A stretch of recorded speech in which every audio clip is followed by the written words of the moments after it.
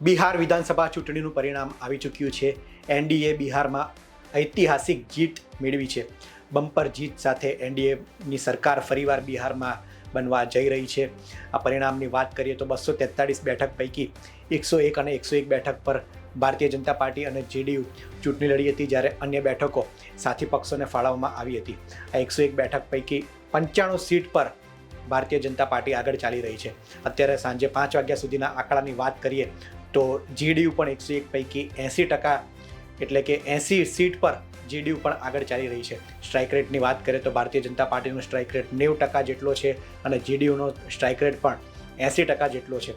સામા પક્ષે મહાગઠબંધનની વાત કરીએ તો કોંગ્રેસ, આરજેડી અને અન્ય સાથી પક્ષોએ મળીને ચૂંટણી લડી હતી. ખૂબ મહેનત કરી હતી. તેજસ્વી યાદવ, રાહુલ ગાંધીએ ખૂબ મહેનત આ ચૂંટણીમાં કરી હતી, પરંતુ પરિણામ તેનાથી વિપરીત આવ્યા છે અને માત્ર 45 બેઠકમાં મહાગઠબંધન સમેટાયું છે.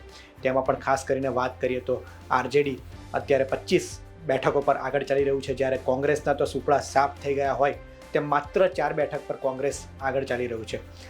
કોંગ્રેસ કરતાં તો અન્ય જે પક્ષો છે, જે અપક્ષ છે, એઆઈએમઆઈએમ છે, આ બધા પક્ષો, હમ પાર્ટી છે, આ બધા પક્ષોની કોંગ્રેસ કરતાં બેઠકો વધારે છે.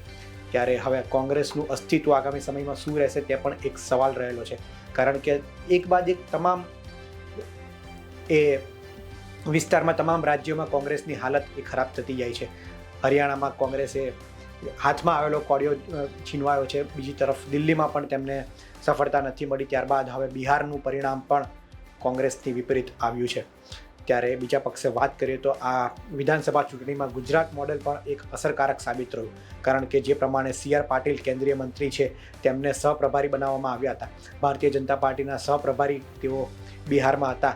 ત્યારે ગુજરાતનું જે પ્રમાણે મોડેલ છે, ગુજરાતમાં તેઓ પ્રદેશ પ્રમુખ હતા, ત્યારે બૂથ લેવલથી લઈને માઇક્રો મેનેજમેન્ટનું જે પ્લાન છે, આ જ બધો પ્લાન એ બિહારમાં લાગુ કરવામાં આવ્યો હતો. બિહાર એક એવું રાજ્ય છે જ્યાં વિપક્ષ મજબૂત છે. આવી સ્થિતિમાં કાંટાની ટક્કર હતી.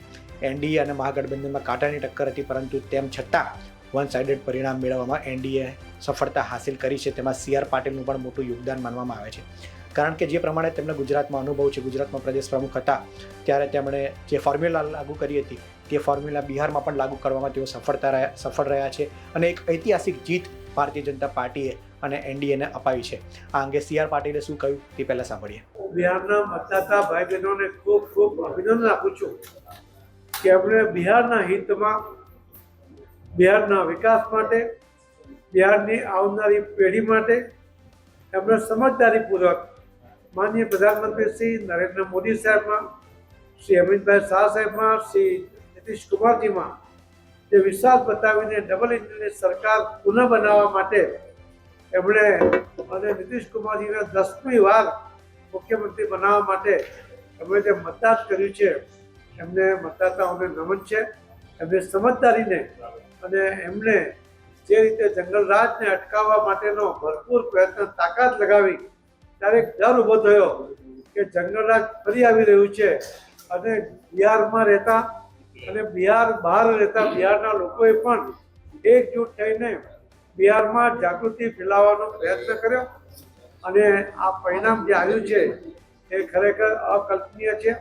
અમે પણ 160+ કહેતા હતા, પરંતુ આ તો 200ની નજીક પહોંચવાની તૈયારીમાં છે. એના માટે ખરેખર ખૂબ ખૂબ અભિનંદન માનનીય પ્રધાનમંત્રી મોદી સાહેબને, નીતિશ કુમારજી અને અમિતભાઈ શાહ સાહેબને, બાકી સૌ લોકોએ જે મહેનત કરી છે, અને વિશેષ બિહારના મતદાતા ભાઈ. મુખ્યમંત્રી માન્ય શ્રી નીતિશ કુમારજી રહેશે એ ભારતીય જનતા પાર્ટીએ પણ વારંવાર કહ્યું છે અને એ જ રહેશે. ઇન્કમ્બન્સી ક્યારે હોય છે દુરુપયોગ થાય છે. ભારતીય જનતા પાર્ટીનો ગુજરાત સહિત અનેક જગ્યાએનો ઇતિહાસ છે કે પોલિટિકલ પાર્ટી હોવાને કારણે ભારતીય જનતા પાર્ટી ઇલેક્શન લડે છે, સત્તા પ્રાપ્ત કરે છે અને સત્તાના માધ્યમથી સેવા કરે છે, અને એના કારણે ભારતીય જનતા પાર્ટી સામે એન્ટી ઇન્કમ્બન્સી આવતી નથી. બિહારમાં પણ જેડીયુની સાથે ગઠબંધનની સરકાર હતી અને જે વિકાસ થયો, જે ક્યારેય બિહારે કલ્પના નહોતી કરી, બિહારના મતદાતાઓ એમણે કલ્પના નહોતી કરી, એ પ્રકારનો જે વિકાસ થયો, જે લો એન્ડ ઓર્ડરનો અમલ થયો, અને એના કારણે એમણે ફરીથી 20 વર્ષ પછી ફરીથી બીજા 5 વર્ષ માટે ત્યાં એનડીએની સરકાર બનાવવા માટેનો જ્યાં મેન્ડેટ આપ્યો છે એ ખરેખર અકલ્પનીય પણ છે અને બિહારના મતદાતાઓની સમજ પણ છે. અને સમજદારી જાગૃતતાને કારણે આ રિઝલ્ટ આવી શકે છે. જે એસઆઈઆર માટેની પ્રક્રિયા બિહારમાં જે પારદર્શક રીતે કરવામાં આવી અને એના પરિણામે જે મતદાતાઓ 65 લાખ જેટલા બોગસ મતદારો હતા, ડબલ મતદારો હતા કે મૃત્યુ પામેલા મતદારો હતા, એને સૂચિમાંથી એ નામો દૂર કરવામાં આવ્યા. પરંતુ મેં બંને સ્પેલમાં મતદાન વખતે પણ જોયું છે, એક પણ મતદાતાએ પોતાનું નામ મતદાન યાદીમાંથી કમી થઈ ગયું, ખોટી રીતે કમી થઈ ગયું એવું એક પણ ફરિયાદ નથી આવી. આવું સરસ કામ કરવા માટે ઇલેક્શન કમિશનરને ખૂબ ખૂબ અભિનંદન આપીએ છીએ. અને આખા દેશમાં આ એસઆરની યોજના દ્વારા આખી મતદાન સૂચિઓને ફરીથી સ્વચ્છ કરવા માટે એમણે જે અભિયાન આદર્યું છે એમાં એ સફળતા એવી શુભેચ્છા પણ પાઠવું છું, જે દેશના હિતમાં પણ છે. અને આ પ્રક્રિયા સરળતાથી થવી જોઈએ એવો મારો અનુભવ છે. બિહારમાં ચૂંટણી પ્રચાર વખતે પણ સુરતથી ભારતીય જનતા પાર્ટીની ટીમ એ બિહાર ગઈ હતી. સી.આર. પાટીલની જે એક ફોજ છે જે ગુજરાત વિધાનસભાની ચૂંટણીમાં જે રીતના કામ કરતી હોય છે, આ જ પ્રકારની કામગીરી માટે એ બિહાર ગયા હતા. તેના જ કારણે અઘરી મનાતી અને લઘુમતી વિસ્તારમાં પણ ભારતીય જનતા પાર્ટી અને સાથી પક્ષ જેડીયુ જીત્યું છે, જે એક મોટી વાત કહી શકાય. કારણ કે બિહારની અમુક બેઠકો એવી છે જ્યાં મુસ્લિમ બહુમતી ધરાવતા વિસ્તારો છે. આ વિસ્તારોમાં પણ જેડીયુ અને ભારતીય જનતા પાર્ટીની જીત થઈ છે, જે એક મોટી વાત કહી શકાય. અને જે પ્રમાણે સી.આર. પાટીલની ફોર્મ્યુલા છે કે દરેક બેઠક પર એ બૂથ દીઠ માહિતી કાર્યકર એકત્ર કરતા હોય છે.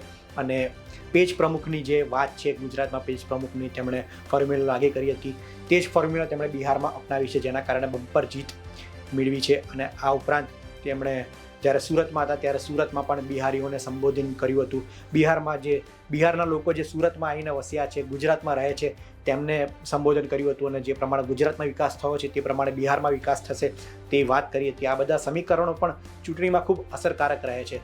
આ જ બધા સમીકરણોના કારણે એનડીએ બમ્પર જીત મેળવવામાં સફળતા હાસિલ થઈ છે. અને બીજા પક્ષે એ વિપક્ષના એ સુપડા સાફ થઈ ગયા છે.